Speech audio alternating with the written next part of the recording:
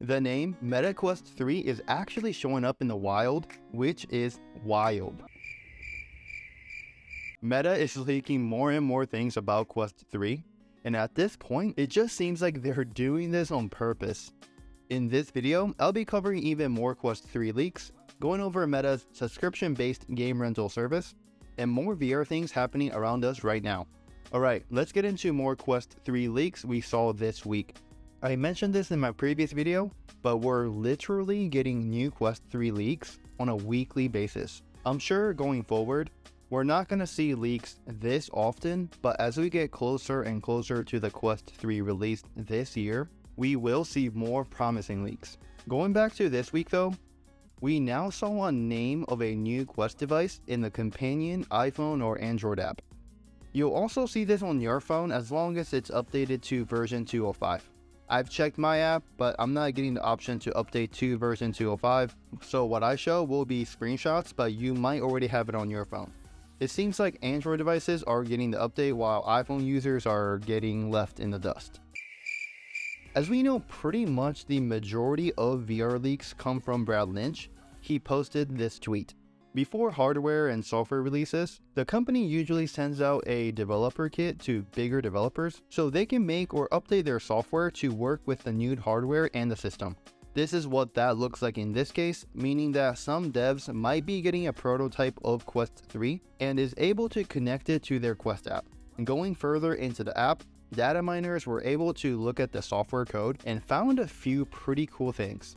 The first is the use of the name Quest 3. I mean, we pretty much knew what Quest 3 would be called for a while if you have been following my channel. So no surprise here, but just additional layers of confirmation. This next part is pretty cool. It says, put on your new Quest to continue setup. Your headset will let you know when to scan the QR code. Wait. Think about this. We will be scanning a QR code from Quest 3 cameras, which means that the pass-through cameras will be improved to the point that it can read QR codes. Unless I'm missing something, this is a massive improvement over Quest 2's pass-through features. We know that the main focus of Quest 3 will be on mixed reality, and now I'm actually even more excited for the quality improvement that we might see. We also have a good chance of seeing full Discord integration from this code text here. It says, see and join what others are playing on Discord.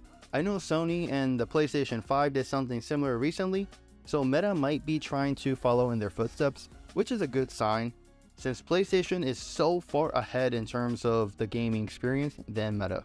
One more thing from the software code, the firmware also talks about having an eye relief adjustment, which says that you can adjust your lens depth by pressing the buttons inside and then pulling the headset forward or backward. When I read this, I immediately think about the feature on PSVR 2, where you can adjust how close you want the screens to your eyes. It ultimately comes down to whatever you're comfortable with, but generally, the closer the lenses are to your eyes, the more field of view you get. Field of view is really important within VR, so I would rather have the max amount of field of view when I'm playing VR games. So I lied. This wasn't the last thing from mobile Quest app. But shifting gears away from Quest 3, another data miner was able to find this page talking about Quest Pass, which is a project that Meta is currently working on. It states that you can get up to 2 new apps or games every month with Project Apollo, which they'll be calling it something else, like Quest Pass most likely. You'll be able to redeem and keep those 2 apps or games as long as you're subscribed to this service. Going back to PlayStation, this sounds like PlayStation Plus available on PS5 if you're familiar with the service. I'm going strictly off this screenshot, which is the only evidence I have, but it sounds like Meta will pretty much tell you what apps or games are chosen for that particular month, and from there, you have the option to download it and keep it as long as you stay subscribed. It will come down to how much this service will cost, but if it's a reasonable price, I will definitely subscribe to the service as I love certain VR games, but I want to try out as many experiences that VR has to offer.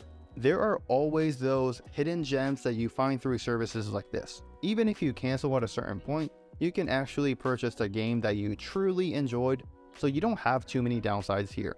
This is the first time I'm hearing about this, so I would assume it's still in the early stages, but who knows? It could be released in the next update. I'm actually really curious. Please let me know whether you would subscribe to a service like this, and if so, how much are you willing to pay? Let me know in the comments below. Alright, now I'm done with the leaks that we got from the software code of the mobile app. Jumping back into the VR headsets, we recently saw the price changes of Meta Quest 2 256GB version, as well as Quest Pro. I won't deep dive into this as I already made a video on this topic, so if you want to hear more, I'll leave it in the top right as well as in the description.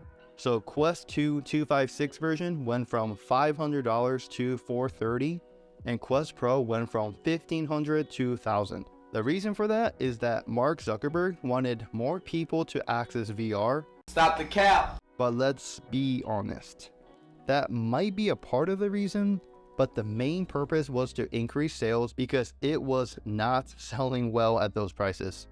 My take on this is that if you wanted to get a Quest 2 or Quest Pro, you now have a cheaper entry fee to get into VR. And Quest 2 and Quest Pro are both really well-made headsets for its current price. But at this point in the VR headset cycle, I would wait for Quest 3 launch in the second part of the year, maybe around October, for around $500 expected.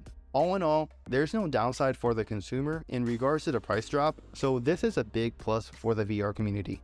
Another plus that made me really proud to be in the VR community, it sounds so nerdy saying this, but the VR community, in particular the Echo VR community, was able to raise $3,005 in order to fly a message above Meta's HQ for 1 hour. The message reads, "Zuck, don't kill VR esports." If you missed the news, Meta out of nowhere decided to take down one of the best games available on the Quest App Store for VR gaming, which was Echo VR. A lot of the dedicated fanbase really got upset over this, which led to the message. Obviously, this is bad news. There is a good thing that did come out from this though. Lemming VR, a Gorilla Tag dev, posted on Twitter that we won't let there be zero gravity VR sports games, and more news about their project will be coming soon. If this new game gets anywhere close to how successful Gorilla Tag has been, this will be another massive VR hit, which again the VR community wins. So I'll keep a close eye on this and let you know through a video when there are new updates on this game. Until then, I know it's not the same, but I will be spending a lot more time in Population 1 as they dropped one of their biggest updates ever, and it's now free to play on the Quest headsets.